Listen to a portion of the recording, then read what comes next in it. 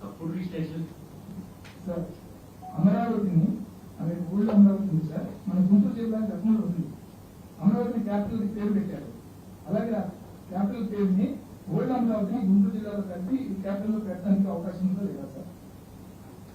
అది ఇంకా చర్చకి రాని అంశము. మామూలుగా మీకేమన్నా పెట్టాలి అని కోరుకుంటే పెట్టండి. ఇప్పుడు పెనుగొండ వాసవి గారి ఉన్న అమ్మవారికి పుట్టి జన్మస్థలం పెట్టమని చెప్పి కోరారు. దాని మీద అధ్యయనం చేశాము, చేసి పెట్టాము. అట్లా పెట్టచ్చు, పెట్టకూడదని ఏం లేదు. బట్ అమరావతి మనం ఒక ప్రాంతం అని కాదు, ఈ అంతటికి అన్నిటికీ కూడా ఒక చరిత్ర ఉన్నటువంటి ప్రాంతం కాబట్టి ఆ పేరు అలా పెట్టామంటే పెట్టచ్చు, తప్పేం లేదు.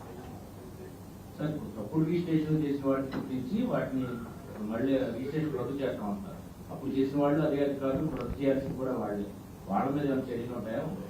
ఏ అధికారి అయినా కూడా తప్పు జరిగింది అంటే వాళ్ళు ఎప్పుడు శిక్ష. మేము ఈ మంత్ నుంచి అంటే గతంలో కూడా పోయాము, ఈ మంత్ లో కూడా సర్ప్రైజ్ విజిట్స్ కూడా ఏదైతే ఒట్టి ఏసీబీ అని కాదు, గతంలో ఏసీబీ చేసేదో లేకపోతే ఎవరన్నా వేరే అధికారులు చేశారు. కానీ ఇప్పుడు మా డిపార్ట్మెంట్ లో ఉన్న అధికారులు నేను అవ్వచ్చు, మేము కూడా సర్ప్రైజ్ చెక్కులు చేయబోతా ఉన్నాం. ఎక్కడన్నా కూడా చిన్న మిస్టేక్ ఉన్నా కూడా అక్కడే యాక్షన్ తీసుకునే దిశగా ఒక ప్రణాళిక వేసుకుని ముందుకు వెళ్తా ఉన్నాం. ఏది తప్పుడు రిజిస్ట్రేషన్ కావాలని చేసిన అధికారి ఉంటే వాళ్ళని మీద కూడా యాక్షన్ తీసుకోవడానికి కలెక్టర్లకు ఇస్తున్నాం. You're not giving to register office for register to cancel the document, you're giving it to collectors. Private భూములు గవర్నమెంట్ భూములకి చేస్తే ఒక కైండ్ ఆఫ్ రూల్స్ సెక్టార్ ఉంటాయి, ఇప్పుడు సెగ్మెంట్ ఉంటుంది. ఇప్పుడు ప్రైవేట్ భూములకు కూడా ఇది న్యాయం జరగాలనే విధంగా మేము పెట్టాం. నా డీటెయిల్స్ కూడా నేను మీకు నోట్ కూడా సాయంత్రం ఇస్తాను, ఏమేమి ఉన్నాయి రూల్స్ అన్ని కూడా.